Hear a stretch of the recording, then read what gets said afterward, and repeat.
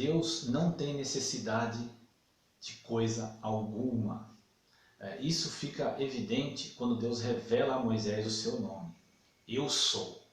Deus não estava apenas dizendo o seu nome a Moisés, mas ele estava revelando a Moisés um dos seus atributos. O atributo da autoexistência, da autossuficiência. Paulo também corrobora com essa doutrina, com esse pensamento, com essa revelação que Deus dá de si mesmo em Atos 17, 24 e 25, quando ele diz que Deus não é servido por mãos humanas, né? Como se necessitasse de alguma coisa. Deus não necessita de nada. Então Deus é perfeito em si mesmo. Seu relacionamento entre Pai, Filho e Espírito Santo é satisfatório na sua plenitude. E isso desfaz alguns conceitos errados sobre a pessoa de Deus, como se Deus tivesse necessidade de ter criado o homem para poder ter um relacionamento de amor com o homem. Esse conceito ele é errado e ele contradiz o nome Eu Sou, né? Então isso tem que ficar bem claro para nós. Deus, ele criou o homem, mas não por alguma necessidade. Efésios 1:11 diz que Deus faz todas as coisas segundo a sua vontade. Então, Deus ele criou o homem porque ele quis. E Provérbios 16:4 fala que Deus faz todas as coisas com um propósito. Então Deus criou o homem com um propósito, né? Então, qual é o propósito que aquele que se converteu, que se arrependeu, que recebeu a fé, que foi salvo, ele tem que ter em mente? Qual é o propósito que um cristão ele tem que estar sempre ligado? Não pode fugir da sua vista.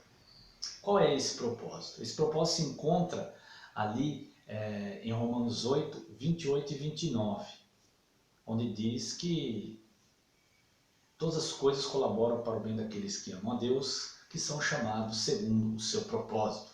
Aqueles que de antemão ele conheceu, também predestinou para serem conforme a imagem do seu Filho. Então, se você recebeu arrependimento, fé, você creu em Cristo, você entrou num processo aí, né? Você começou com a fé ali, que te salvou, que te inseriu na família de Deus, que te adotou, né? Deus te adota por meio de Jesus Cristo, da fé em Jesus Cristo. Então começa um processo que é ser conforme a imagem de Jesus Cristo. Esse processo se chama santificação. A santificação é diferente da salvação no que consiste apenas o trabalhar de Deus. Ou seja, na salvação só Deus trabalha. Agora, na santificação, Deus e o homem trabalham juntos, né? Há textos na Escritura que diz que Deus é que nos santifica. Porém, há textos que diz que nós devemos nos santificar. Então é um trabalhar conjunto entre Deus e o homem a fim de atingir esse propósito, de fazer o cristão um varão perfeito, à imagem de Jesus Cristo. Então há um trabalhar, há uma responsabilidade de todo cristão de ter isso em mente, de focar nisso, de que deve se santificar, né? A cada dia deve buscar a santificação, deve conhecer as Escrituras, porque dali é que vem, né, o conhecimento do certo, do errado, daquilo que Deus quer, daquilo que Deus não quer, da maneira em que nós devemos agir, da maneira que nós devemos cultuar a Deus, vem tudo dali. Então o cristão ele tem que ter em mente que ele está em processo de santificação e que isso exige dele um comprometimento. Existe uma responsabilidade do cristão nesse processo. Deus com a graça e o cristão com a sua vida agindo junto para que possa atingir este propósito. Então que você possa, como diz Paulo, operar a vossa salvação. Ele diz isso ali em Filipenses 2:12, que nós devemos trabalhar. Nós temos o Espírito Santo em nós, que é um espírito de movimento. O Espírito Santo se movimenta. Então o cristão ele deve estar sempre nesse movimento de alcançar a estatura de varão perfeito.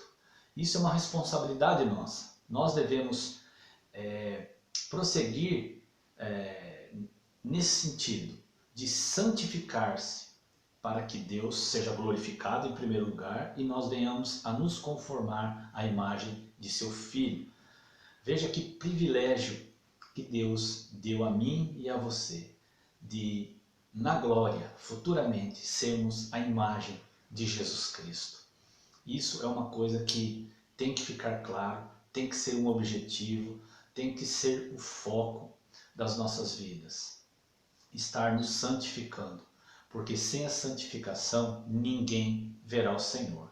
Que Deus te dê graça, te dê força, te fortaleça, que você tenha consciência de que você precisa renovar a sua mente diariamente para que você não venha se conformar com os princípios mundanos que permeiam aí o mundo, né?